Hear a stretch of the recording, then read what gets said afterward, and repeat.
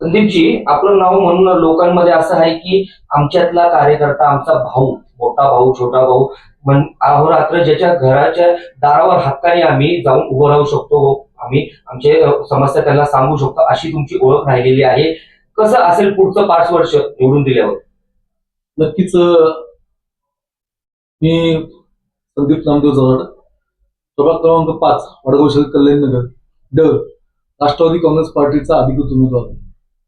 आम्ही ज्यावेळेस लोक आमच्यावर निवडून देणार, आमच्यावर विश्वास ठेवणार, त्यावेळेस नक्कीच वडगाव शहरातील ज्या मूलभूत समस्या होत्या आम्ही तर नेहमीच काम करत आलेलो आहे. रस्ता असेल, पाणी असेल, ड्रेनेज लाईन असेल, पण वडगाव शहरातील सर्वसामान्य जनतेसाठी काय करता येईल आपल्याला, याच्यावर आम्ही जास्त काम करणार आहे.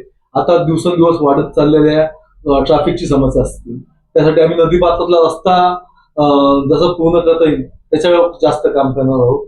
त्याच्यानंतर जे दिवसेंदिवस ट्रॅफिक वाढत चालले, नो पार्किंग होत चालले, त्याच्यावर आम्ही काम करणार आहोत. आणि आपण बघत असाल की पाण्याविषयी दादांनी सांगितलेलं आहे, तर पाणी हा विषय खूप मोठा आहे. तर आम्ही आमच्या प्रभागामध्ये आणखीन 1-2 टाक्या ज्या ठिकाणी बांधता येईल, कल्याणनगर एक टाकी बांधता येऊ शकते आम्हाला, पुन्हा गलांडेनगर किंवा साईनाथनगर ह्या भागासाठी आम्ही टाकी बांधण्याचा नवीन प्रयत्न करणार आहोत, की जेणेकरून नागरिकांना 2 तास पाणी भेटून द्या, पण ते चांगल्या पेशाने भेटून द्या, विदाऊट मोटर मध्ये. कारण मोटर लावल्यामुळं असंही आपल्या देशाचं आर्थिक नुकसान होतं, लाईट बिल होतं, आपली लाईट वाया जाते. तर आमचा हाच प्रयत्न असतो की विदाऊट मोटर लोकांना पाणी कसं देता येईल याच्यावर आम्ही जास्तीत जास्त काम करणार आणि ते आम्ही पूर्ण करणार आहोत. त्याच्यानंतर आम्ही आपल्या भागातील सर्वसामान्य लोकांसाठी एक हॉल बांधला होता, त्याचं काम आता थोडंसं राहिलेलं आहे. कारण की वडगाव शहरात कोणीही सर्वसामान्य लोकांचा विचार केला नाही, एकही हॉल नाहीये आमच्या येथील लोकांसाठी. जर एखादा कार्यक्रम असेल, काही वाढदिवस असतील किंवा काही एंगेजमेंट असतील, तर त्यांना खरडीत जायला लागतं. ही खूप मोठी दुर्दैवाची गोष्ट आहे माझ्यासाठी.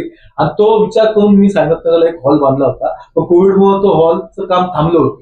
तर ते काम आता 90% पूर्ण, 10% काम बाकी आहे. तर ते 10% काम पूर्ण करून तो सर्वसामान्य जनतेसाठी हॉल मला खुला करायचा आहे. त्यामुळं असे अनेक लोकांचे विचार मी घेऊन काम करतोय. आणि लोकांना आम्ही निवडून आल्यानंतर पहिलं लोकांच्याच बसणार आहोत, की आपल्या काय समस्या आहेत हे जाणून घेणार आहोत आणि त्यांच्या समस्यांचा सगळा अभ्यास करूनच आम्ही जनतेसाठी काम करणार आहोत. कारण की हा पॅनल हा सर्वसामान्य जनतेचा पॅनल आहे, सर्वसामान्यांच्या मनातला हा पॅनल आहे. त्यामुळे जनता आमच्यावर विश्वास ठेवणार आहे ही नक्कीच आहे.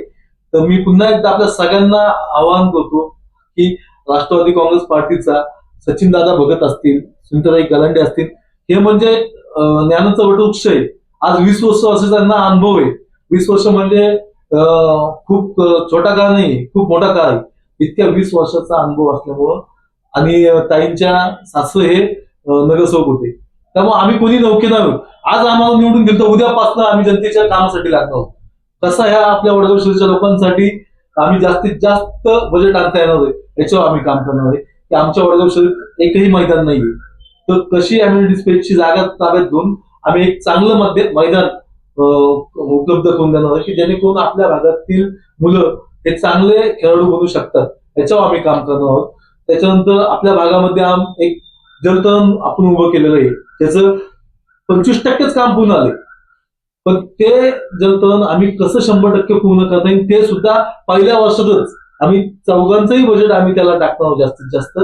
आणि ते जलतरण उभं करणार आहोत की आपल्या भागातील मुलांना पोहण्यासाठी बाहेरच्या भागात जायला लागतं, खराडीत जायला लागतं, हाऊसिंग बोर्डला जायला लागतं. तर नक्कीच आपल्या वडगाव शहरातील मुलांसाठी जलतरण करण्याचा हा पहिल्या वर्षातच आमचा निर्धार असणारच. अशी अनेक कामं आम्ही सर्वसामान्य लोकांसाठी करणार आहोत. पुन्हा एकदा आपल्या सगळ्यांना विनंती करतो की राष्ट्रवादी काँग्रेस पार्टीचे आम्ही अधिकृत उमेदवार आहे, आम्हाला भरघोस मतांनी आपण सगळेजण निवडून द्या हीच विनंती करतो.